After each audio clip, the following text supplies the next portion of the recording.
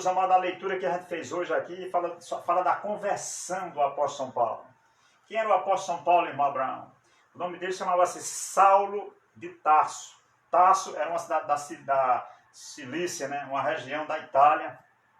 O apóstolo Paulo nasceu ali, criou-se ali, depois foi para Jerusalém, né? E lá ele era um fariseu mesmo, daqueles fanáticos mesmo. Ele era sincero, o apóstolo Paulo. Ele era radical, né? E quando o evangelho surgiu, na mente de Paulo, o evangelho era uma seita, né? Que Jesus não era o Filho de Deus, não era aquilo que ele dizia ser. Na mente de Paulo, o propósito dele era destruir o cristianismo, era acabar com o evangelho. E ele achava que, estando fazendo isso, ele estava prestando um serviço a Deus. E ele se empenhou, ele estudou com um dos maiores sábios da época, lá de Jerusalém, mas Gamaliel. Ele estudou aos pés de Gamaliel. Ele conhecia grego, conhecia hebraico, conhecia latim. Paulo era um poliglota, era um homem altamente culto, né? Mas aqui, perseguiu a igreja mesmo, botou os cristãos de Jerusalém para fugir de lá, né? Participou da morte de Estevão. Ele mesmo não matou Estevão, mas ele segurou a roupa dos apedrejadores de Estevão.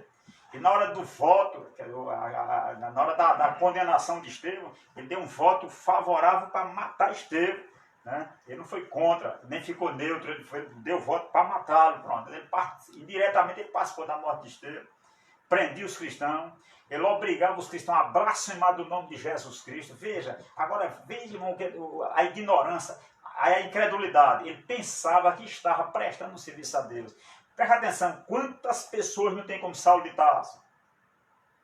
Aqueles radicais, aqueles muçulmanos que se explodem, aquele pessoal que pegou o avião lá se explodindo naquelas duas torres gêmeas, são radicais, e eles pensam que estão prestando serviço ao Deus deles.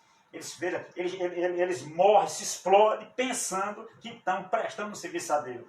Veja uma necessidade que nós temos de orar para que o Espírito Santo revele Jesus àquelas pessoas, como revelou para o apóstolo São Paulo, para eles ver o caminho errado que eles estão trilhando, para se converter ao Evangelho de nosso Senhor Jesus Cristo.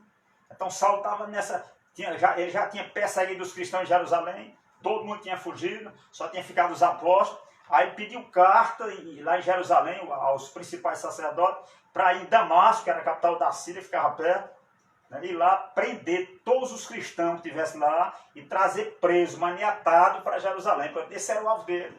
Projetou, pegou uns soldados, vamos embora, vamos prender. E foi. Aí aqui onde diz a história, e Saulo, o nome dele era Saulo, respirando ainda ameaças e morte contra os discípulos do Senhor. Observa aqui uma coisa, irmão. Como é que os cristãos eram chamados naquele tempo? Naquele tempo não tinha placa de igreja, não tinha igreja católica, nem tinha igreja Assembleia de Deus, nem batista, nem presbiteriana, não. Eram os discípulos do Senhor. Eles não tinham sido chamados nem de cristão ainda, eles eram chamados de discípulos, os discípulos. O discípulo, Pedro, discípulo, Paulo, discípulo, né? Tinha os 12 apóstolos e os discípulos. O discípulo é um aluno, Jesus era um mestre, eles eram um aluno, um discípulo. Não tinha título, não tinha nome, veja uma coisa séria. Né? Isso a gente só descobre depois que a gente se converte e vai ler a palavra de Deus e vai estudar a história do cristianismo. Aí vai descobrindo tudo isso. Mas enquanto a pessoa não se interessar pelas coisas de Deus, ele não sabe nada disso, fica alheio às coisas de Deus. Eu não sabia nada disso. Até que no dia 13 de setembro de 84, entreguei a vida a Jesus. Aí fui procurar. A minha pergunta foi assim: depois que Jesus subiu para o céu, como é que a igreja ficou na terra? Pronto. Quando eu fiz essa pergunta, eu fui pesquisar. Aí chegou o livro de Atos dos Apóstolos. Atos dos Apóstolos. Não fazia nem ideia disso aí. Contando a história da igreja depois que Jesus subiu para o céu. Nessa época, Jesus já tinha ido para o céu. Os discípulos, os apóstolos tinham ficado na terra. E aí começou a história da igreja. A chamada igreja primitiva, ou seja, a igreja primeira. A primeira igreja, a igreja primitiva. Os apóstolos estavam em Jerusalém. Presta atenção, meu irmão e meu amigo que está me escutando. A igreja não começou em Roma, por isso que ela não pode ser chamada romana. A igreja começou a igreja de Jesus começou em Jerusalém. Então, se fosse dar um título certo à igreja, seria a igreja de Jerusalém, porque ela começou em Jerusalém. Glória a Deus, amém? Então, veja que uma coisa é séria, irmão. Essa palavra católica quer dizer universal. Então, a igreja universal, quer dizer, porque ela atingiu todos os contornos da terra, Mas ela nasceu aonde? Em Jerusalém. Então ela não pode ser universal romana, tem que ser universal, mas de Jerusalém, que ela nasceu lá, na cidade de Jerusalém. E dali ela se espalhou. Que Jesus disse assim: recebereis poder ao descer sobre vós o Espírito Santo, e ser-me-eis testemunha, tanto em Jerusalém, começava lá. Aí depois disse, em toda a Judéia e Samaria e até os confins da terra. Mas começou aonde? Em Jerusalém. Eu não sei porque as pessoas ou não entendem ou não explicam isso aí. Aí começou lá. E lá se espalhou por todo mundo. Glória a Jesus. Então os irmãos observem. Então Saulo pega, aqui Saulo respirando ainda ameaças e morte contra os discípulos do Senhor, dirigiu-se ao sumo sacerdote. Veja para quem ele foi falar. O sumo sacerdote. Né? E pediu-lhe carta para Damasco, para as sinagogas, a fim de que se encontrasse alguns daquela seita, chamava seita, os discípulos chamavam de seita, quer homens, quer mulheres, os conduzisse preso a Jerusalém. Esse era um tempo de Paulo. Agora veja, e indo no caminho, aconteceu o quê? Chegando perto de Damasco, subitamente o cercou um resplendor de luz do céu. Observe, meio-dia, era meio-dia. Paulo disse, ele disse que era meio-dia, quando um resplendor de luz era mais forte do que a luz do sol, resplandeceu. O que era isso? Foi uma visão que ele teve, uma revelação. Aquelas pessoas que estavam com ele talvez não viram, mas ele viu um forte resplendor de luz. Aquilo foi uma visão que ele teve. Né? E caindo em terra, ele caiu. Eu não sei se ele ia de cavalo ou se ele ia de pé. Provavelmente ele fosse de cavalo, porque ele ia de um lugar de Jerusalém para Damasco, com um bocado de soldado. Aqui não diz, mas diz, e caindo em terra, ouviu uma voz que ele dizia, Saulo, Saulo, por que me persegue? Veja uma coisa interessante aqui, irmão. Jesus de Nazaré morreu, foi crucificado na cruz do Calvário, morreu, foi. Mas ao terceiro dia ele ressuscitou dos mortos. O túmulo de Jesus lá em Jerusalém está vazio. Se você chegar no túmulo de qualquer criador de religião, os restos mortais dele estão lá. O resto mortais de Buda, de Maomé, de Confúcio, de Allan Kardec, de todos os criadores de religião estão lá, do Padre Cícero, está tudo lá. Agora, o único túmulo vazio é o de nosso Senhor e Salvador Jesus Cristo. Por quê? Porque ele ressuscitou e está vivo. Ele está tão vivo que ele veio falar com Saulo. Saulo jamais imaginaria isso. Jamais passaria pela mente de Saulo. Jesus saiu do túmulo e foi lá falar com os apóstolos. Alguns já viram no capítulo 11 de João. Ele passou 40 dias conversando com os apóstolos, comendo com os apóstolos, comia peixe, comia pão, comia mel, num corpo glorificado. Depois de 40 dias, ele sobe, eles vêm ele subir. Glória a Deus. Agora, ele num corpo glorificado, ele só aparece a quem ele quiser. Ele está lá no céu no corpo glorificado. Ele aparece a quem quer e também desaparece, porque o corpo dele está glorificado. Come, igual a pessoa come aqui, e sobe, subiu para o céu. Veja como uma coisa é séria. Aí veja, e caindo em terra ouviu uma voz que ele dizia, Saulo, Saulo, por que me persegue? Veja, irmão, Saulo estava perseguindo quem? Os discípulos de Jesus. Jesus dizia, por que você me persegue? Presta atenção, meu amigo que está me escutando, o meu irmão que está me ouvindo. Toda vez que eu e você perseguir um crente, nós estamos perseguindo Jesus Cristo. Porque Jesus é a cabeça e os crentes formam o corpo de Cristo. Então, cada crente é um membro do nosso Senhor Jesus Cristo. Perseguir um crente é perseguir Jesus. Olha o que ele disse aqui a Saulo. Saulo, Saulo, por que me persegue? Então, toda vez que você fazer um mal a um crente, é a Jesus de Nazaré que você está fazendo. E aí você vai dar com ele. Aí, veja, ele disse assim, quem és, Senhor? Que ele não sabia. Quem és, Senhor? Chamou de Senhor. E disse o Senhor, eu sou Jesus a quem tu persegue. Veja, irmão. Eu sou Jesus a quem persegue, e dura para ti recalcitrar contra os aguilhões. Eu quero me deter exatamente aqui no versículo 5. E ele disse, quem és, Senhor? E ele disse, aliás, eu quero me deter no versículo 6. Eu sou Jesus a quem tu persegue. Isso, mas dura para ti recalcitar contra os aguilhões. Em outras palavras, tu está pegado, eu te peguei, Paulo. Não adianta ciscar mais. Os aguilhões recalcitar. O aguilhão é usado para ferrar... ferrar o boi. O boi quando cai, bota um aguilhão para ele subir. Ele está preso. Não adianta, quanto mais você se mexer, mais você vai sofrer, porque o aguilhão está aí. Glória a Jesus. Ele teria que render, já chegou ali. Você pensa que está perseguindo quem? Um povinho?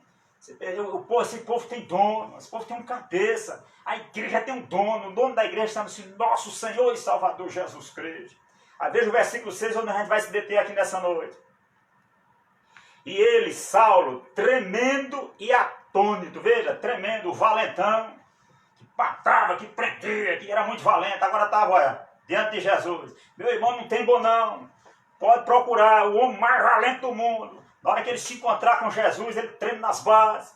Na hora que ele tiver encontro com o Deus vivo, ele arreia. O ateu abre a boca, esculhamba, diz que Deus não existe. Né? Eu conheço ateu em Serra Talhada, em alguns lugares, que abre a boca, mas na hora que ele tiver um encontro real com Deus, ele vira água, ele se acaba. Foi o caso de Saulo aqui. Pensava que Jesus era um homem igual aos outros. Pensava que a igreja de Jesus era uma seita, que ele podia acabar, destruir em dois dias. Glória a Jesus. Mas ele teve um encontro, ele bateu com uma parede de concreto muito forte. Veja aí, ele tremendo e atônito disse Senhor. Aí no instante mudou o tom. Chamou Jesus e disse Senhor. Esse título só quem recebe é Deus. Saulo era judeu. Saulo só chamava Senhor a Deus, o Todo-Poderoso. Mas aqui ele cai e reconhece Jesus como Senhor, como Deus. Senhor, que queres que eu faça? Veja, irmão. A divindade de Jesus foi revelada logo para ele. Vai cair prostrado. Um judeu só se prostra diante de Deus. Louvado seja Deus. E ele já estava prostrado. Senhor, que queres que eu faça? Aquele fariseu exaltado, né?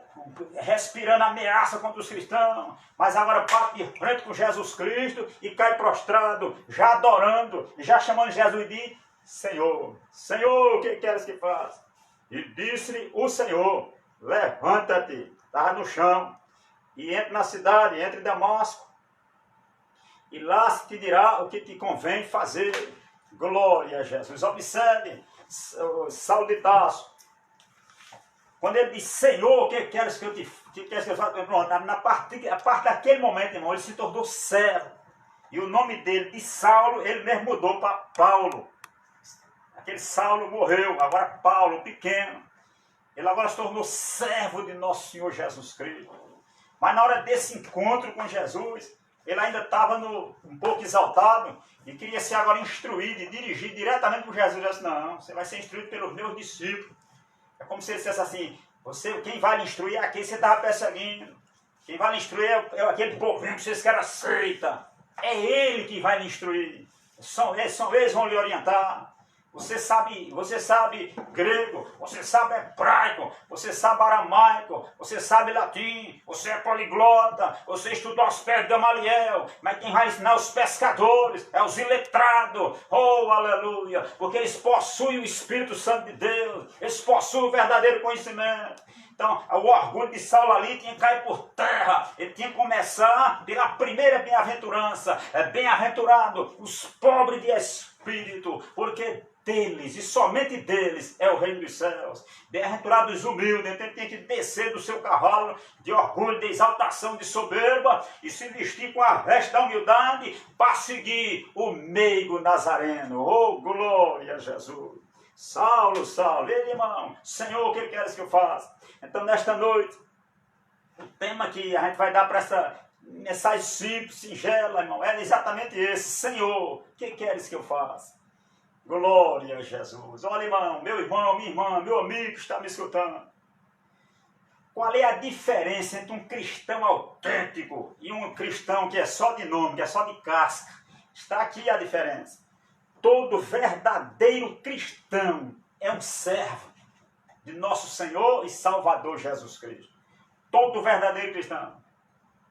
A distinção dele entre um cristão verdadeiro e um nominal é porque o verdadeiro cristão é um servo, ele serve. E essa questão de servir não é questão de servir por conveniência, é um estilo de vida. Ele tomou um estilo de vida de servir ao Senhor, conforme Saulo fez aqui. Senhor, o que queres que eu faça? E a partir daí, até o fim da vida de Saulo, ele foi um dos maiores apóstolos do nosso Senhor Jesus Cristo. Ele serviu, ele disse que se fez de servo para todos, para ver se conseguia ganhar a maior parte para nosso Senhor Jesus Cristo. Ele se tornou um servo de todas as pessoas. Glória a Jesus. Então, meus amados irmãos, o primeiro ponto que é chamar a atenção é que nós fomos chamados para servir, eu e você. fomos chamados para servir ao Senhor. Depois Jesus continua aparecendo a Saulo, e aí chama ele para o apostolado. Eu não sei quando foi que ele foi chamado para ser apóstolo, mas teve um momento que Jesus chamou ele para ser o apóstolo. Mas antes dele ser apóstolo, a primeira função dele, servo. E eu acho lindo isso aí, irmão. Nas epístolas, quando ele começa a escrever, ele fala exatamente isso. Paulo, servo e apóstolo de Jesus Cristo. Primeiro, servo, depois, apóstolo. Veja Pedro, segue a mesma linha, veja 2 Pedro. 2 Pedro, capítulo 1, versículo 1. Simão Pedro, servo e apóstolo de Jesus Cristo. Eita, glória a Jesus. Veja o verdadeiro cristão não é diferente.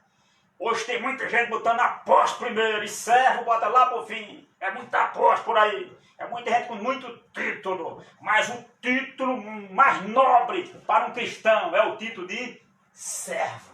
Jesus, Rei do Rei, Senhor dos Senhores, assumiu o título aqui de servo.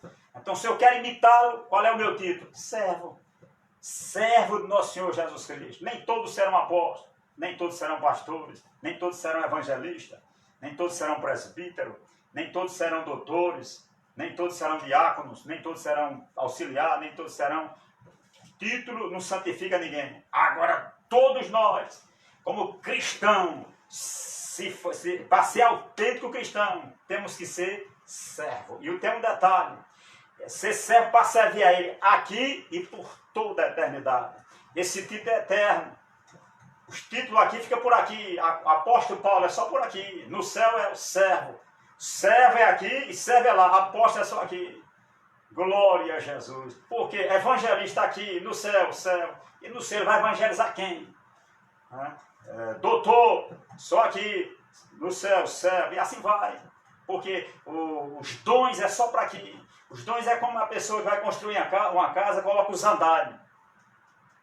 Então, enquanto estiver construindo a casa, precisa dos andares. Terminou a construção, terminou. Então, tira os andares. Assim são os dons espirituais. Quando a igreja tiver completado o seu número de salvo, pronto. Terminou, terminou. Então, pode tirar os andares, pode tirar os dons. Agora, pois, permanece. Né? A fé, o amor, a esperança. Mas o amor é que vai permanecer para sempre.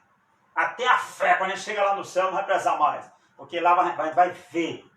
Né? Fé é o que não se vê, lá a gente vai ver. Então, o final da fé é a visão. Quando a gente vê, a fé também perde. A esperança também. Mas a gente vai contemplar aquele que a gente acreditou, amou sem ver. Agora, vendo, vai amá-lo muito mais.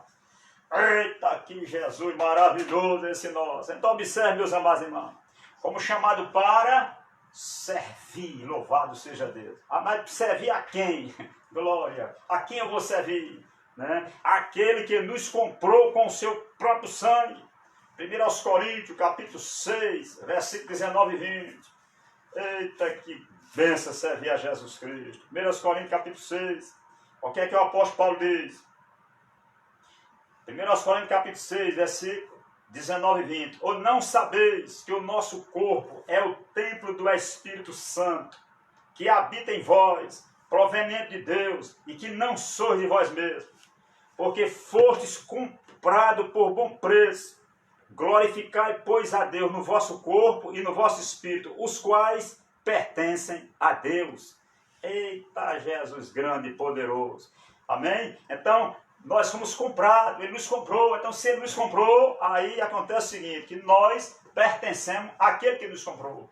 Pertencemos ao Senhor. E o apóstolo Paulo tinha essa convicção. Ele sabia a quem ele pertencia. Quando a gente vê, por exemplo, Atos dos Apóstolos, capítulo 27, e o versículo 23, eu acho lindo isso aqui. Atos 27, 23. Naquela última viagem de Paulo, né, que está registrado aqui. Atos 27, 23. Né? Paulo diz assim: porque esta mesma noite, o anjo de Deus, de quem eu sou, veja, o anjo de Deus de quem eu sou, e a quem eu sirvo, esteve comigo. E veja que convicção o apóstolo Paulo. Ele não estava falando aí para os cristãos, não. Ele estava falando para pessoas ímpias, pessoas incrédulas, pessoas que não conheciam Deus. Era cerca, a Bíblia diz que era cerca de 270 pessoas. Né? Ele diz, esta noite o anjo de Deus, de quem eu sou e a quem eu sirvo, esteve comigo. Eita, que convicção maravilhosa. Ele diz, o Deus de quem eu sou é o Deus a quem eu sirvo. Ou seja, o Deus a quem eu pertenço é a esse Deus que eu sirvo. E aqui eu quero mastigar um pouquinho isso aqui, meus amados. Cada cristão, ele tem que ter essa convicção do apóstolo São Paulo. A quem você pertence? A quem eu pertenço? De quem nós somos? Porque, irmão, se a gente não tiver essa convicção arraigada em nosso coração, nós nunca vamos servir a Jesus de coração. Eu tenho que saber, primeiro, aonde eu estava e depois, quem me resgatou de lá e como ele me resgatou. Onde nós estávamos? Nós estávamos mortos em nossos delitos e pecados. Glória a Jesus. Nós estávamos mortos no sentido espiritual. Estava atolado na lama do pecado, do lamaçal. Éramos algemados por Satanás, dirigidos pelo príncipe das trevas. Nós não tínhamos como escapar. Mas Jesus de Nazaré veio, e lá na cruz do Calvário, derramou sangue. Pedro, na sua primeira epístola, ele diz, não foi com ouro nem com prata que fomos resgatados da nossa vã maneira de viver, mas com o precioso sangue de nosso Senhor e Salvador Jesus Cristo. Nós estávamos como se estivesse no mercado de escravo, algemado. E o Senhor chegou e nos resgatou, nos comprou com o seu próprio sangue. Quebrou as algemas do pecado, quebrou as algemas de Satanás, nos comprou, nos libertou dessas algemas, para nós servirmos a Ele. Ele agora é o nosso dono. Então veja, cada cristão tem que ter essa convicção. Quem era eu e quem eu sou. Eu me lembro do hino de Airinho, que ele diz, Senhor, quando eu me lembro do que eu fui antigamente, fiz tantas coisas, porém cheguei finalmente a um estado onde eu tive que parar. Busquei em muitas portas a saída que eu não via, na escuridão sair das trevas não podia. Foi nesse estado que eu fui te encontrar. Cheguei tão moribundo e com semblante decaído, pensava ser feliz, mas estava oprimido. Foi desse jeito que eu fui ao teu encontro. E logo o teu amor me acolheu e eu senti forças. Tu me tomaste pela mão chamando filho meu, e nos teus braços logo eu achei descanso. Não mereci ser perdoado, pois Jesus foi muita coisa. E além disso, me deu uma vida nova. Bem mais que isso, o direito de morar no céu. Quem era eu, perambulando pelas voltas desta vida? Agora em Cristo, a minha história se modificou. E eu canto assim, quem era eu e quem eu sou. Oh, glória! Você tem que ter essa convicção, meu irmão. O salmista no Salmo 42, ele diz, Deus me tirou do lodo, do charco, do lamaçal de pecado e firmou os meus pés sobre a rocha. Ele sabia que agora estava firmado sobre a rocha. Ele sabia que um tempo ele estava afundando na lama, mas agora ele tinha firmeza, porque ele tinha fé nesse Deus Todo-Poderoso. Você, meu irmão, minha irmã, está me escutando? Houve um tempo que nós afundava, mas agora em Jesus, a rocha eterna, nós estamos firmados, conforme diz o hino, rocha eterna, meu Jesus, que por mim na amarga cruz, foste morto em meu lugar, morto sim para me salvar. Então nossos pés estão firmados nele, em nosso Senhor Jesus Cristo. Nós não afunda mais, está firmado na verdade da palavra do Senhor. Glória a Jesus. Então a gente tem que ter essa convicção. Paulo diz, o Deus de quem eu sou, de quem você é, a quem você pertence, eu pertenço ao Senhor Jesus Cristo. Outro detalhe, irmão, quando eu digo que eu pertenço a Ele, eu não sou mais meu. É o que ele diz aqui em 1 Coríntios, como a gente viu. Eu não sou meu, ou seja, meu corpo não é mais meu. Não, agora é dele, ele não me comprou, então eu sou dele por inteiro. Tem um detalhe. Ou nós somos de Jesus por inteiro, ou não somos dele de maneira nenhuma. Por isso tem que se render a Ele. Agora Ele quer que essa rendição seja voluntária e por amor. Ele nunca vai me obrigar a eu render-se a Ele por força. Ele quer que eu me renda por amor, espírito, alma, corpo, vontade, todo o meu ser, para Ele entrar, reinar e dominar. Eu tenho que entender, eu fui comprado.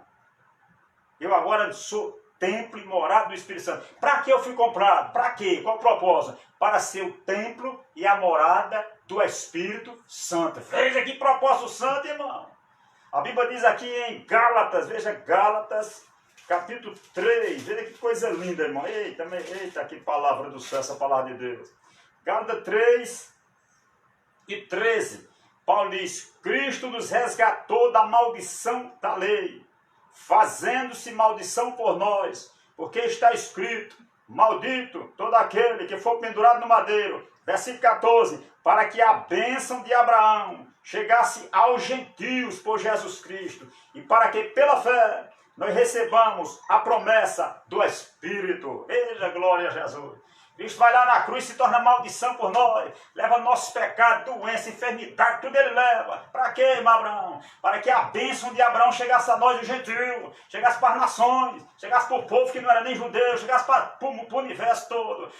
Para que pela fé recebesse o que? O Espírito Santo. Para que o Espírito viesse fazer em nós morada, para que a gente se tornasse templo e morada do Espírito Santo. Glória a Jesus. Então, eu tenho que saber, eu não sou mais meu, eu não sou mais meu, eu sou do Senhor. Ele agora é quem manda em mim. Eu sou seu servo. Louvado seja Deus. O Espírito Santo que mora em mim, ele agora é quem reina, é quem manda, é quem dirige, é quem controla. Enquanto o cristão não chega a essa convicção, ele não entendeu o Evangelho. Não entendeu o Evangelho. Enquanto cada um quiser fazer a sua própria vontade, ele ainda está, a Bíblia chama, ele está na carne, é menino, é carnal. Ele está feito uma criança que faz a vontade dele, quer fazer, o pai, meu filho, até que ele chega a entender, para obedecer o pai. Então ele é criança, quer fazer a vontade dele, quer churumigar, quer chupeta, quer mingau, quer tudo fora de hora, que é uma criança, assim no sentido espiritual. Tem pessoas que ainda quer continuar, aceitou Jesus, mas quer continuar fazendo a mesma coisa que fazia antes de ser crente. Mas uma vez que você entendeu o Evangelho, não, para ele, não sou meu não, Jesus me comprou. Senhor, o que queres que eu faça? Eita glória a Jesus. Irmão, quando o crente chega de coração e diz isso a Jesus, ele está no ponto de ser guiado, no ponto de ser dirigido pelo Espírito Santo de Deus. Ele está no ponto de começar a receber a instrução, de começar a entender o propósito de Deus para a vida dele. Ele está no ponto de começar a ter vitória em cima das lutas, dos problemas, das tribulações. Mas veja, enquanto ele está na fase de criança, ele está reclamando, ele está brigando, ele está murmurando da própria vida, das coisas, porque ele não entendeu o propósito de Deus para a vida dele. Ô, irmão, independente da situação que a gente estiver passando, a gente tem que entender, não, para eu sou de Jesus, eu não sou mais meu. Eu estou numa luta aqui, diga, marido e mulher, está numa luta, mas agora eu sou de Jesus. Então Deus tem um propósito nessa luta, tem. Então eu vou entender o propósito dele nessa luta. Agora o nome dele vai ser glorificado. Jesus, o que queres que eu faça? Muita gente, pelo fato de não entender isso aí, entende o seguinte, não, aceitei Jesus, então agora tudo vai ficar no lugar. E não é assim, não é assim. Se fosse assim era bom demais, todo mundo queria ser crente. Mas não é assim. Às vezes você passa luta, passa anos numa batalha, né? Porque Deus, em tudo isso, Ele está trabalhando na pessoa. Porque Ele quer que a gente morra para a nossa vontade, para a vontade dEle ser feita, os propósitos dEle ser alcançados. E os propósitos dEle são sempre bons, louvado seja Deus. Aleluia. Mas vamos lá, mais adiante a gente vai dar mais um toque sobre isso aí, né? Veja, meus irmãos, o Deus de quem eu sou, essa é a convicção. Eu tenho que ter essa certeza, eu tenho que ter essa identidade. Eu pertenço a Jesus. Pronto. Primeiro. Segundo, eu sou filho de Deus. Deus é meu Pai, eu sou filho dele. O crente tem que ter essa convicção.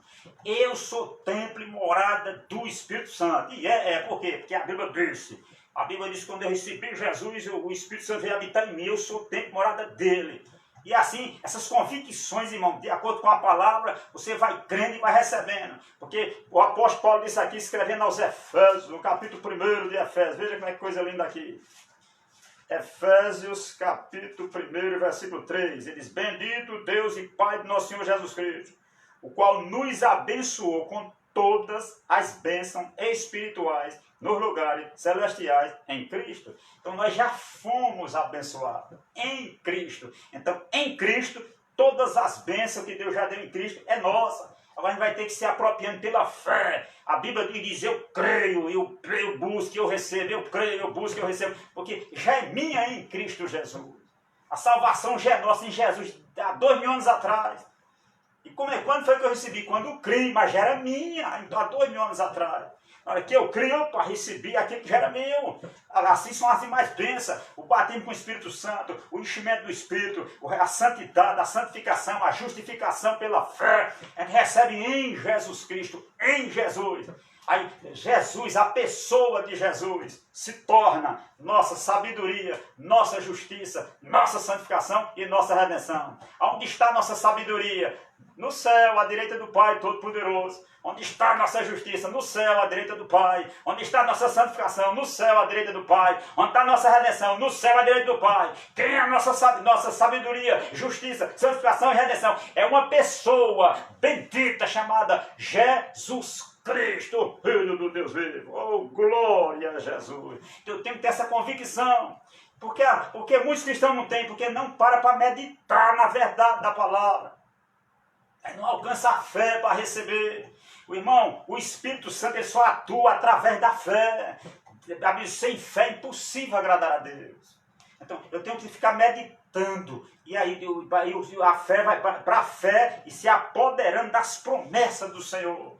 E à medida que a gente vai se apoderando, vai tomando posse dessa bênção. Deus disse para o povo de Israel, a terra é de vocês, eu já dei. Pronto, Deus não disse, disse. Então, eles tinham que tomar posse daquilo ali.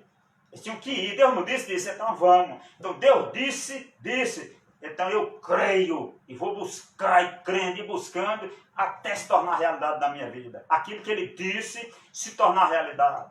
Glória a Jesus. Vamos prosseguir. Então, o Deus de quem eu sou. Pronto, essa é a primeira coisa. Você é de quem? Pertence a Jesus. Eu estou do lado dele, do time dele. Agora o outro time do cão, eu não tenho nada com o time do cão. Meu negócio é com o time de Jesus Cristo. O negócio é com ele. Agora tem um detalhe. Quando eu assumo que eu sou dele, publicamente, eu confesso ele publicamente, através do falar, ali, através do meu testemunho, eu confesso, você confessa ele, aí a gente tem que agir de acordo com aquilo, com a nossa profissão de fé. Porque senão vai haver uma contradição, vai haver um choque.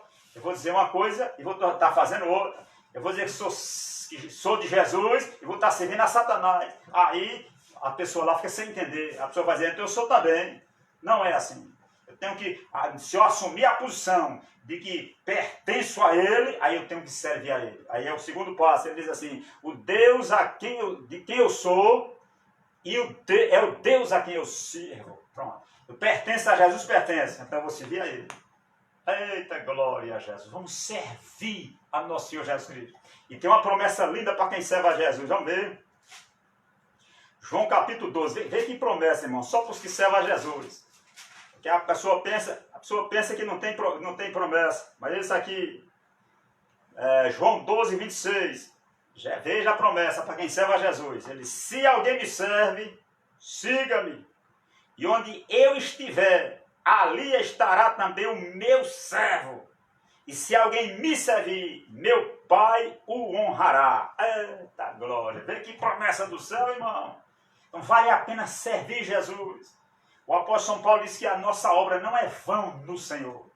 Quando a gente serve a Jesus, tem um galardão, tem uma recompensa. Está lá escrito no capítulo 15 de 1 Coríntios. Todo o serviço que a gente prestar a Jesus, a gente será recompensado. Até um copo d'água fria que a gente tem a um discípulo de Jesus, Jesus disse, de maneira nenhuma perderá o seu galardão. Veja bem, você pode trabalhar com uma pessoa aqui, 30 dias, 1 ano, e ele não pagar, dar calote, a firma quebrar, falir. Agora a firma do céu nunca vai falir, nunca vai quebrar. E Deus é fiel para cumprir o que ele prometeu. Então se você servir a Jesus, o galardão é certo. Ele diz em Apocalipse, eis que venho sem demora, e o meu galardão, eita, a recompensa está comigo, para dar a cada um segundo a sua obra. Então, se o Deus de quem eu sou, é a esse que eu sirvo. É a ele que eu estou servindo. Então, baseado nisso, a gente vai já para o ponto 2. E eu estou de olho no relógio. Veja bem, meus irmãos. Nós vamos servi-lo de acordo com a sua vontade. Já que eu já sou dele, fui comprado, decidi servir, foi. Até aí tudo bem. Agora tem um detalhe. Para eu servir Jesus, eu não posso servir a ele de qualquer maneira. Eu não posso servir ele ao meu bel prazer. Eu tenho que servir ele de acordo com a sua vontade. Louvado seja Deus. Porque ele tem uma lei, ele tem uma regra. Aqui, Qual é a regra, a lei dele? Está aqui na Bíblia Sagrada, está a regra dele, a lei dele. Então, se vê de acordo com a palavra dele, louvado seja Deus. Isso é como qualquer coisa, irmão. Por exemplo, se o cara dizer assim, digamos que eu fosse um jogador de futebol e quisesse jogar num clube, fosse chamado para jogar, né? Digamos que eu fosse chamado para jogar. Quando eu chegasse naquele clube, eu podia ser o melhor artilheiro do mundo. Eu vou jogar. Agora tem um detalhe, eu não quero cumprir regra aqui. Eu não podia jogar naquele time. Para jogar no time pode ser um Neymar, pode ser um bom jogador. Tem regra, e se ele violar, ele é punido, ele pode até sair, né? Leva cartão amarelo, vermelho e às vezes até excluído, porque não quis cumprir as regras. Em todo lugar tem regra. Eu trabalhei no Banco do Brasil desde 15 anos até agora, 55 anos. Tinha regra para trabalhar no Banco do Brasil. Por que eu fiquei o tempo todo lá? Porque cumpria a regra, tivesse cumprido, tinha saído. Na Polícia Militar, para ser um soldado, quero ser, tem regra para ser policial. Na Marinha, no Exército, Aeronáutica, em qualquer lugar tem. E no Reino de Deus tem também. Eu quero servir, eu quero. E como? De acordo com a regra dele. Aí se eu obedecer a regra dele, eu vou servir a ele eternamente. O diabo servia a Deus no céu, um dia quebrou a regra. Quebrou de maneira terrível, que ele se orgulhou, queria ser maior do que Deus. Se eu serei semelhante ao Altíssimo. E queria botar o trono dele acima do de Deus. Não pode, não, aqui não. Aqui só pode ter um Deus, não pode ter dois. Ele, irmão, uma coisa é séria, uma criatura querendo ser o Criador. Aí caiu por causa do orgulho. Né? Mas Jesus chegou aqui e pela humildade ele venceu o orgulho da serpente. Glória a Jesus. Então nós devemos servi-lo de acordo com a sua vontade. Ou seja, precisamos conhecer a sua palavra. Ó, irmão, veja bem. Quando a gente trabalha em uma instituição, para a gente obedecer à instituição, a gente tem que conhecer as instruções da instituição.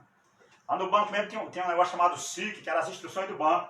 Assim que chegava, ele dava logo para a gente, tem que conhecer a instrução, para trabalhar de acordo com a instrução. Porque se a instrução mandou fazer, eu estou fazendo, eu não posso errar. Agora, se eu dizer não, fazer de acordo com a minha vontade, a contração podia ser até melhor do que a instrução, mas foi contra, não serve, não aceita. Mas, irmão Abraão, tá, a instrução do banco é essa? Isso aqui é melhor do que a instrução do banco. Mas não posso fazer assim, porque senão o banco não aceita. Tá, a instrução aqui tá, então foi desse jeito aqui. Não tem outro caminho, tem não, é desse jeito. Veja, irmão, o que é que a Bíblia diz aí? Colossenses capítulo 3, o versículo 16.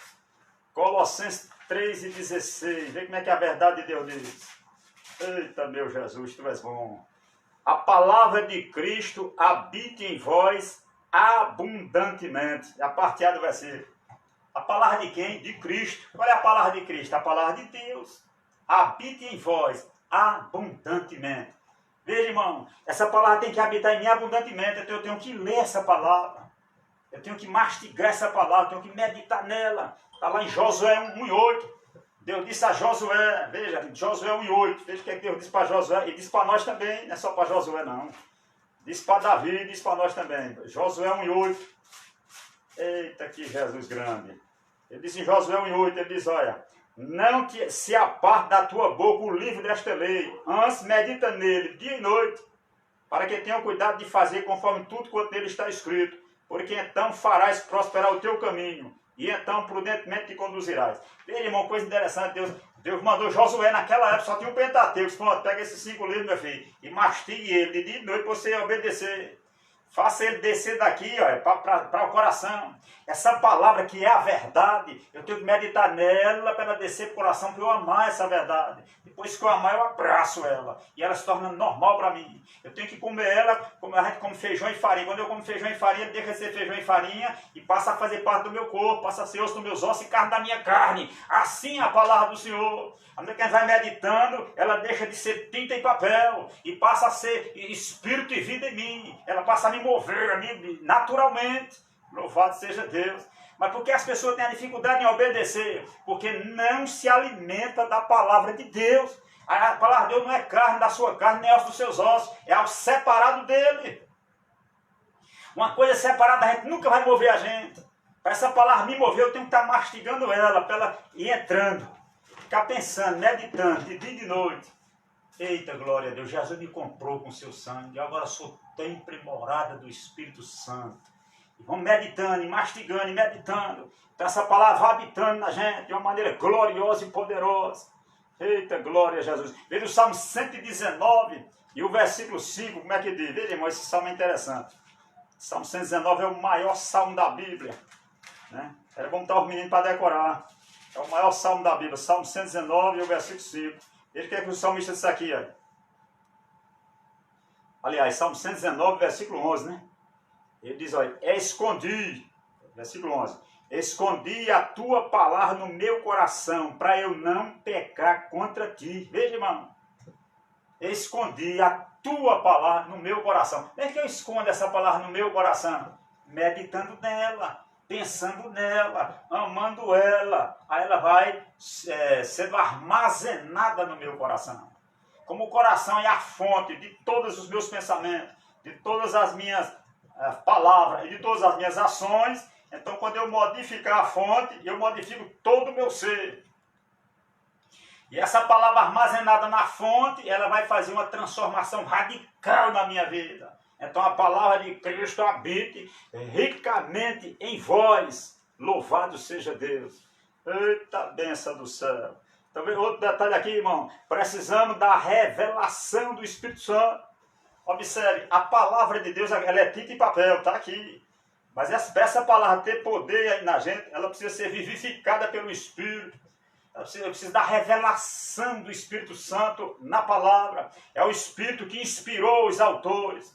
Ele vai de novo, assim como ele soprou, como ele revelou, ele revela ela de novo. Ele traz ela novinha em folha de novo, como ele trouxe a primeira vez que ele falou. Glória a Jesus. Ele renova, envia o teu Espírito e renova a face da terra. A palavra de Deus se renova pelo poder do Espírito Santo em nós. Então a necessidade do Espírito Santo, da revelação do Espírito Santo, para aquilo que já está escrito. Ele revelar aquilo que Jesus prometeu para nós. Vamos ver aqui 1 Coríntios, capítulo 3, versículo de 9 a 12. Veja, Jesus fez a promessa, está aqui, eu estou vendo. Agora, para ela ter poder em nós, precisa ser revelado pelo Espírito Santo em nós. Glória a Jesus. Veja, 1 Coríntios, capítulo 3. Aliás, 1 Coríntios, capítulo 2, né? Vamos ler aqui a partir do versículo 9. 1 Coríntios 2, a partir do 9. Diz assim, olha. Mas como está escrito, as coisas que o olho não viu, e o ouvido não ouviu, e não subiram ao coração do homem, são as que Deus preparou para os que o amam. Veja para quem foi preparado, para os que o amam. Mas Deus nos revelou pelo seu Espírito. Veja a revelação, vem pelo Espírito Santo. Porque o Espírito penetra todas as coisas, ainda as profundezas de Deus. Porque qual dos homens sabe as coisas do homem, senão o Espírito do homem que nele está? Assim também, ninguém sabe as coisas de Deus, senão o Espírito de Deus. Agora veja o 12. Mas nós não recebemos o Espírito do mundo, mas o Espírito que provém de Deus, para que pudéssemos conhecer o que nos é dado gratuitamente por Deus. Observe, irmão, eu posso passar o dia todo dizendo, olha, Jesus nos deu isso, eu li a promessa neste instante, que Deus, bendito Deus e Pai de nosso Senhor Jesus Cristo, o qual nos abençoou com todas as bênçãos espirituais nas regiões celestiais em Cristo. Tá, já está dito que ele já nos abençoou. E foi, está aqui, mas não está aqui. Agora, o Espírito Santo pega essa palavra e vai nos revelar quais foram as bênçãos que Deus nos deu em Jesus Cristo. E quando ele revelar, aí o coração se agarra, aí tem força na gente. Aí verdadeiramente nós agimos através dali. Através da gente cresce no sentido espiritual. Espiritualmente a gente recebeu a revelação da parte do Senhor. Muitas vezes a gente pode ter o conhecimento da letra, mas a letra só mata, precisa ser vivificada pelo Espírito. E quando ela é vivificada pelo Espírito Santo, ela atinge o nosso espírito, atinge o nosso coração. Ou como nós precisamos da revelação do Espírito Santo de Deus. Porque, por exemplo, as promessas, ele levou sobre si nossas enfermidades, carregou nossas doenças, está escrito. Mas essa palavra, vivificada pelo Espírito Santo no nosso coração, ela tem o poder do dinamite, irmão. Tem o poder de uma bomba. Eu já contei para os irmãos aqui. Uma vez o Senhor estava numa batalha, orando, né? Aquela batalha, de repente o Espírito Santo disse assim, e Deus não é seu pai? Mas só disse isso. Só disse que Deus era meu pai. Eu não sabia que Deus era meu pai, mas ele disse. Então quando ele diz, aquilo explode, é como uma bomba. Aquilo, pronto, acalmei, acabou a tribulação, acabou a luta, acabou tudo, porque foi a revelação do Espírito Santo. Glória a Jesus. Outra vez estava com outra preocupação, outra tribulação grande, né? E um irmão começou a cantar de lado assim, irmão. Até irmão Josué, lá de Guarabira, Pai do Senhor, meus amados irmãos da Paraíba, irmão José já está na glória. Nesse tempo ele ia dirigindo a Kombi dele, eu de lado dele, ele dizendo, e ele cantando, irmão, eu sinto a dor e a tua aflição. Tristezas invadiram o teu coração, as lutas te deixaram tão desanimado. Irmão, lembra que Deus está sempre ao teu lado. Às vezes você chora e implora a Deus, pedindo solução para os problemas seus. Mas hoje você poderá sorrir, irmão, lembra que Deus está aqui. Deus está aqui, Deus está aqui. Hoje o teu problema Ele vai solucionar. Ele não mudou e não mudará. Nosso Deus está neste lugar. Oh, glória! Enquanto o irmão Josué cantava, irmão, o Espírito Santo me deu certeza de que meu problema estava resolvido. Glória a Jesus, aleluia. Ele vivificou aquela palavra no meu coração. Então o Espírito Santo traz a revelação. Todas as vezes que Deus me usou em maravilha, é porque o Espírito Santo pegou a palavra que eu estava lendo e vivificou ela, se tornou viva. Agora, isso é uma experiência espiritual. Você só sabe quando passa. Você passar, você vai entender o que eu estou dizendo. Não tem como explicar uma experiência dessa, irmão. Eu só sei que ele vivifica, ela só é dinamite. Poder dentro da pessoa. Glória a Jesus. Você tem que estar meditando na palavra. A gente pensa que a Bíblia é como um gibi, um livro, é totalmente diferente, que é a palavra de Deus. Você pode conhecer o mesmo versículo, e aquele versículo o Espírito Santo chega e torna ele novo dentro de você. Traz vida para aquele versículo, aquela palavra dentro, se torna viva. Não dá para explicar isso aí, irmão. Isso é uma experiência espiritual. E é para todos os filhos de Deus, porque eu e você, nós temos o Espírito Santo dentro da gente. Não precisa ir atrás, irmão, olhe por mim. Irmão, não, é você mesmo que tem o Espírito Santo. Eu vou orar, o Espírito Santo está aqui dentro, eu vou esperar até que ele vive com a palavra de Deus dentro de mim.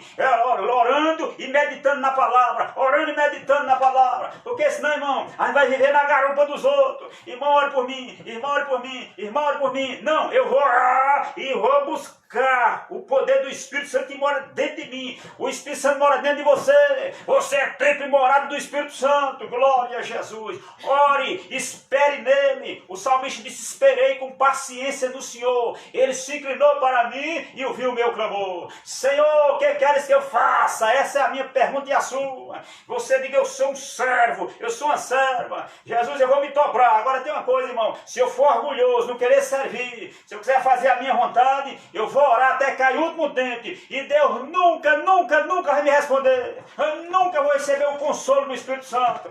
Nunca vou receber a paz de Deus que excede todo entendimento. Porque é para os servos. É Ele que é o Senhor. Aleluia. Eita, glória a Jesus. Aleluia. Glória a Deus. Então precisamos. Aí, nesse caso, o que a gente precisa? De uma vida de oração. Nós não podemos receber nada de Deus, irmão, se não tiver a vida de oração. Ora, o Filho de Deus, que não precisava orar, passava a noite toda orando, irmão, e eu. E nós? Os apóstolos passaram 10 dias para receber o Pentecostes deles. 10 dias lá orando. Ei, vamos trabalhar. Não, a gente está aqui esperando a promessa do Pai. Rapaz, o trabalho da gente é esse, orar, esperar em Deus. Imagina quanta gente não foi lá, mas rapaz, Pedro não vai trabalhar não, é? Oxi, e vão lá trabalhar não, é? Esse povo vai mais pegar peixe não, para aí, primeiro receber poder do alto. Vamos para lá, incrédulo, eu vou esperar aqui a promessa de Jesus. Ficou lá. Porque quando você for orar, pode ter certeza, o inferno vai se levantar para você não orar.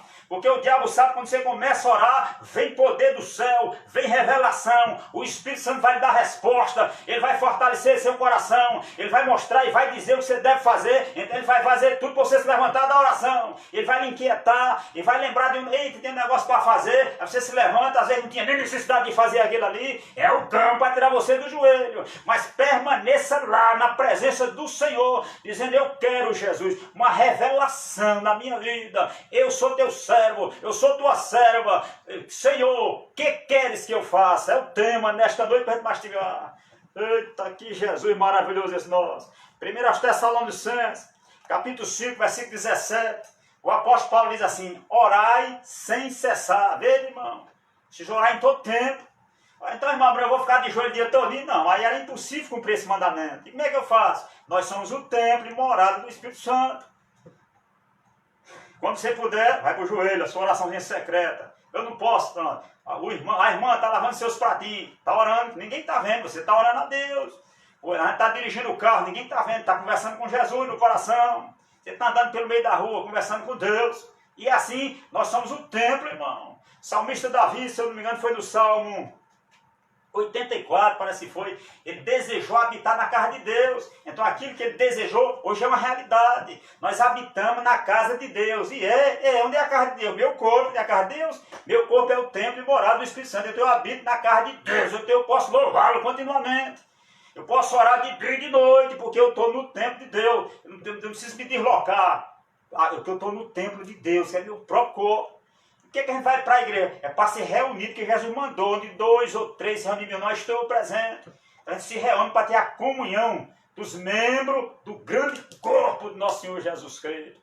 Nós reunimos para receber instrução, nós reunimos para a comunhão, nós reunimos para participar do corpo e do sangue de Cristo, nós reunimos, e aí vai, por isso que se reúne, mas cada membro, cada pessoa, o corpo dele é templo e morada do Espírito Santo, a gente leu nessa noite. Eita, que Jesus maravilhoso esse nosso. Lucas capítulo 18, versículo 1. A Bíblia, o que é que a Bíblia diz aqui? Lucas 18, 1. Veja, irmão, a importância da oração. A oração é mais importante que qualquer coisa aí. E contou-lhes também uma parábola sobre o dever de orar sempre e nunca desfalecer. Um dia alguém chegou para os apóstolos e disse, as viúvas estão passando fome, tem um problema aí, parará os apóstolos. Para aí um momento. Escolha entre vocês aí 7 varões, homens de Deus, cheios do Espírito Santo, de boa reputação, que tenham sabedoria. E nós vamos constituir sobre esse importante negócio aí de cuidar das viúvas. Agora nós, os apóstolos, vamos perseverar na oração e na palavra. Veja, nem para socorrer as viúvas, eles podiam sair, porque eles tinham uma responsabilidade muito grande. Presta atenção, meu irmão e minha irmã. Não interessa qual cargo você está na igreja, ou se não tem cargo nenhum, a sua primeira responsabilidade é a oração. Quer seja auxiliar, ou diácono, ou presbítero, ou evangelista, pastor, é que precisa. Cada pastor precisa gastar mais tempo de joelho do que em qualquer outra coisa. Cada evangelista, cada presbítero, qualquer um de nós. Pela misericórdia, eu sou presbítero, eu preciso orar mais que os outros. Por causa da responsabilidade de pregar o evangelho, irmão. É muito sério, eu não posso pregar na força da sabedoria, na memória, do intelecto, isso aí não funciona. Eu tenho que pregar no poder e na virtude do Espírito Santo, senão não tem fruto. Glória a Jesus. Então, nós devemos orar, um dever, orar todo mundo. Normalmente, irmão, as pessoas só oram mais na hora da luta, da prova, da dificuldade, mas não é para ser assim. A Bíblia diz que o rei, se eu não me engano, foi o rei Ezequias, quando estava tudo em paz, ele fortaleceu as cidades de Judá. Veja, fortaleceu antes da guerra, antes de chegar a guerra. Lá vem a guerra e temos que fortalecer, daí é tarde, o inimigo vai entrar. Não, tem que fazer os muros, botar as portas, ferrolho, antes da guerra, antes do ataque do adversário. Então eu tenho que me fortalecer espiritualmente, conforme aquela oração de Efésio, fortalecer o espírito, se revestir do poder, ter comunhão com Deus, antes de chegar à prova, porque quando a prova chegar, você está revestido. Eita, glória a Jesus. Então veja bem, precisamos nos conhecer. Outro detalhe, irmão, às vezes a gente perde a batalha, perde a guerra, porque a gente não se conhece. Veja aqui lá em Mateus, no capítulo 26, do versículo 31 a 35. Jesus, na noite em que Jesus ia, antes de Jesus ir para o Getsemane, antes dele ser traído, aliás, antes dele sofrer, ele disse, hoje à noite, hoje vai se cumprir a profecia. vai ferir o pastor, as ovelhas vão dispersar. Todos vocês vão me deixar. Pedro disse, por um momento, todos podem deixar o Senhor, menos eu. Veja que negócio sério. Jesus, Pedro, antes que o galo cante, 3 vezes você vai me negar. Observe, irmão, Pedro não se conhecia, mas ele achava, ele tinha convicção de que ele nunca ia negar Jesus. E o irmão já sabe o restante da história. Lá na frente, Pedro negou Jesus 3 vezes. E quando o galo cantou, ele lembrou, saiu dali, se arrependeu, chorou amargamente, Jesus perdoou ele. Mas o que é que Jesus mostrou para Pedro? Que Pedro, todos nós somos como Pedro. A gente quer confiar na gente. Aí, comigo não é assim. Comigo, eu sou assim, eu nunca vou cair, eu nunca vou fracassar. Presta atenção, meus amados. Nós estamos sujeitos a cometer qualquer pecado, irmão. A carne é fraca, a gente está sujeito a cometer qualquer pecado. Então eu tenho que saber, eu tenho que me conhecer e dizer, eu sou fraco, pronto. E muitas vezes, enquanto a pessoa não reconhece isso, Deus fica permitindo que ela cai, fracassa, e bate com a cabeça num canto, e bate no outro, porque ele pensa que é alguma coisa, pensa que tem sabedoria, e faz projeto, e faz plano, e faz propósito, e dá tudo errado. Por quê? Porque é gerado na carne, é gerado dele mesmo, é ele que gera aqueles projetos, e acha que vai dar certo, e cria com a sabedoria dele, o intelecto dele, e na mente dele está tudo certo. E Jesus só olha, meu Deus, quando é que essa ovelha minha vai entender que isso aí é palha, é feno, não tem futuro nenhum? O homem tem que chegar à conclusão de que ele é pó, que ele não é nada, de que ele não tem condição, de que ele em si não tem sabedoria. A verdadeira sabedoria vem de Deus. Ele tem que chegar ao fim dele mesmo. Glória a Jesus. Pedro, quando conheceu isso, acabou. Quando Jesus se encontra com ele, era outro Pedro. Ele chegou no fim desse, não, Senhor, é o Senhor que sabe todas as coisas, eu não sei mais de nada. Mas quando a pessoa está fazendo projeto, dizendo, é assim, comigo seria assim, comigo seria assado, ele não se conhece ainda, vai sofrer, vai bater com a cabeça na parede, porque ele está de acordo com a sua própria sabedoria. Ele tem que parar, abra mão, meu irmão, da sua sabedoria, a Bíblia diz. Vá para um quarto, diga, Jesus, olha, o meu projeto é esse, agora eu quero saber qual é o do Senhor. Eu quero o do Senhor, o meu não tem futuro não. Qual é a sua vontade na minha vida? O que é que o Senhor quer de mim? Aí sim, espere pela revelação do Espírito Santo. Por que é que Davi teve sucesso nas batalhas dele? Porque ele tinha paciência para esperar no Senhor. Ele mesmo disse, esperei com paciência. Mas tem pessoas que têm um pavio curto, não espera, dobra o joelho, irmão, se levanta, não ora, não espera. Se for para esperar, não, vamos resolver logo. Eu acho que é assim, eu acho que é assim, eu acho que assim vai dar certo, eu acho que assim vai dar certo. E nunca chega a conhecer Jesus Cristo. Eu vou finalizar, meus amados irmãos. Então precisamos conhecer a nós mesmos. Irmão, lembra quando Deus deu a lei, logo no começo, quando o povo de Israel sai do Egito, atravessa o mar vermelho, tudo cantando, só o Senhor é Deus. Aí no Monte Sinai Deus dá a lei. Quando Deus dá a lei, eles disseram a Moisés, tudo que o Senhor nos ordenar, nós faremos. Mas veja aí, ele não se conhecia. Deus disse, pronto, 40 anos ele provou que eles que eles não se conheciam. Se rebelaram, quiseram voltar, murmuraram contra Deus, murmuraram contra Moisés, pecaram até dizer chega, porque eles não se conheciam. Meu irmão, minha irmã, você não se conhece, peça o Espírito Santo, Senhor, mostre quem eu sou aos seus olhos. A gente pensa que é bom, pensa que é uma pessoa boa. Porque faz algumas coisas externas. Está sendo gerado aonde? O que eu faço está gerado aonde? Vem pelo poder do Espírito Santo, é de mim mesmo. Se for de mim, não tem futuro nenhum, não. Eu tenho que buscar, irmão, Deus, tenho que buscar Jesus. Para saber qual é a vontade dEle, até nas coisas boas, até para fazer uma coisa boa. Porque aquela coisa boa, aos meus olhos, pode parecer bom. Mas aquela coisa boa não é a vontade de Deus para a minha vida. Isso aí tem na Bíblia, isso aí. Aí eu tenho um bocado de exemplo para contar. Passava a noite aqui contando. Paulo queria fazer uma coisa boa. Queria fazer o quê? Queria pregar o evangelho na Ásia. Era uma coisa boa? Era. Deus disse não. E aí Paulo ia ficar revoltado. Mas eu estou fazendo uma coisa boa e Deus não quer. Imagina, irmão. Esse tá bom. Então, agora eu quero pregar o evangelho na Bitínia. O Espírito Santo também não. Duas coisas boas ele quis fazer. Uma na Ásia, outra na... Não. Aí ele disse, então eu vou esperar no Senhor para saber aonde é que o Senhor quer que eu vá. Quando ele foi esperar, eu não sei quantos dias ele passou, não. Ao Espírito Santo para ele, eu quero você em Filipos, na Macedônia. Passe a Macedônia. Pronto. Era a vontade de Deus para ele. Irmão, entenderam? Era uma coisa boa pregar? Era, mas não era a vontade de Deus ele pregar ali naquela hora. Vamos entender isso, meu irmão e minha irmã, porque senão a pessoa vai andar em circo o tempo todo feito peru e não vai chegar a lugar nenhum. Glória a Jesus. A gente tem grandes projetos, tudo projetado aqui, tudo projetado no homem, mas não saiu do papel do céu, não veio de lá do Espírito Santo, veio daqui, não veio de Deus. Eu tenho que saber se é de Deus, porque se não for, no tempo da prova, é madeira, pena e palha, vai virar fumaça. Eu tenho que saber, Senhor, eu quero saber se é da tua vontade. Não é as coisas externas, irmão. Eu quero saber da direção do Espírito Santo.